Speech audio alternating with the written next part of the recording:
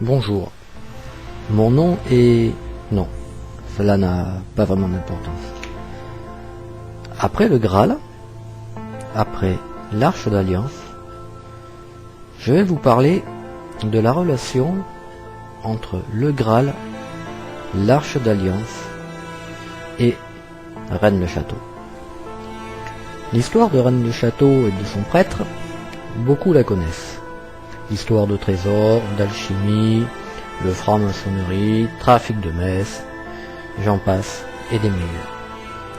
L'important n'est pas de savoir comment, mais pourquoi Béranger Saunière, avec l'aide d'autres personnes, ont réalisé cela. Un de ses comparses n'est autre que le prêtre du village voisin, Henri Boudet. Vous trouverez la signature de ces deux prêtres en bas de la fresque, c'est-à-dire la boîte à sel BS et à l'entrée de l'église au niveau du diable avec les mêmes inscriptions BS. À Rennes-le-Château, vous trouverez deux églises, entre autres. Une fermée par des murs et une autre à ciel ouvert. En entrant dans l'église, vous trouverez également, comme vous le savez, le diable surmonté des 4 anges. Le diable, gardien des terres, et les anges venus du ciel. Terribilis es locust iste. Pour voir cette inscription, il faut lever les yeux au ciel. Relation encore entre le ciel et la terre. Saunière avait-il eu connaissance du Graal? Je dirais oui. Vous en trouverez les traces à l'intérieur de son église. Car Saunière avait une connaissance, un savoir et une compréhension. Saunière avait-il eu connaissance de l'Arche d'Alliance, la relation entre la terre et le ciel?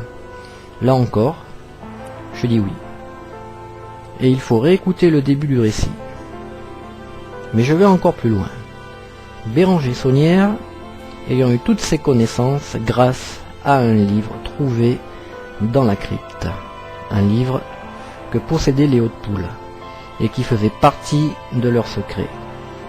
Béranger Saunière voulait faire de Rennes-le-Château et de ses environs un Lourdes numéro 2. Attention, quand je dis un Lourdes numéro 2, je veux dire un endroit où toute personne pouvait et peut se rendre sans besoin de venir avec des cierges ou autre. Il fallait simplement se mettre sur des points bien précis qui existent encore à Rennes-le-Château et dans les alentours, pour être bien sûr en connexion entre le bas et le haut. D'ailleurs, si vous regardez l'esplanade devant l'église de Lourdes et le jardin de Béranger Saunière, vous verrez que le jardin de Béranger Saunière est le modèle réduit de l'esplanade de l'église de Lourdes. Des points, comme je l'ai dit avant, il en existe sur toute la planète.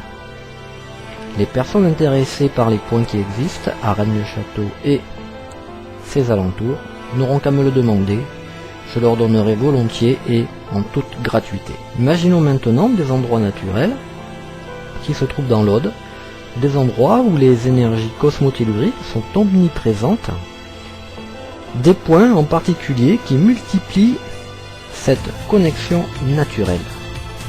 Alors je dirais que Lourdes aurait perdu toute crédibilité. Il y a une petite expérience facile à faire, c'est simplement de vérifier l'ampleur des énergies cosmotelluriques de Lourdes et les énergies cosmotelluriques dans l'Aude. Question: quel est le meilleur endroit pour être en relation entre le haut et le bas, si ce n'est un endroit naturel et en extérieur? Sachez également qu'il existe dans chaque église un point naturel pour être en relation entre le haut et le bas, mais oublié volontairement par les ecclésiastiques. Demandez également à un prêtre pourquoi l'autel est placé à cet endroit dans l'église et pas à un autre. Vous n'aurez peut-être jamais de réponse.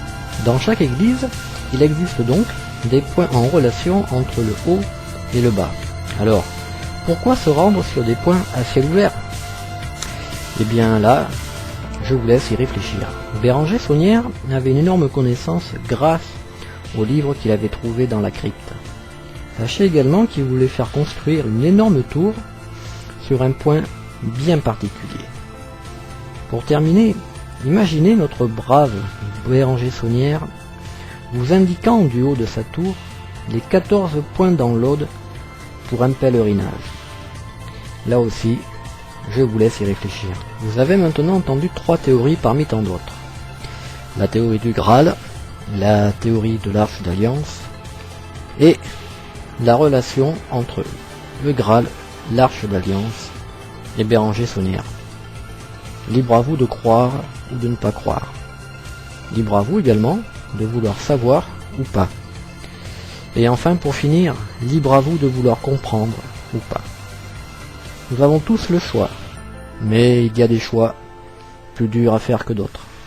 Rien ne vaut une expérience personnelle.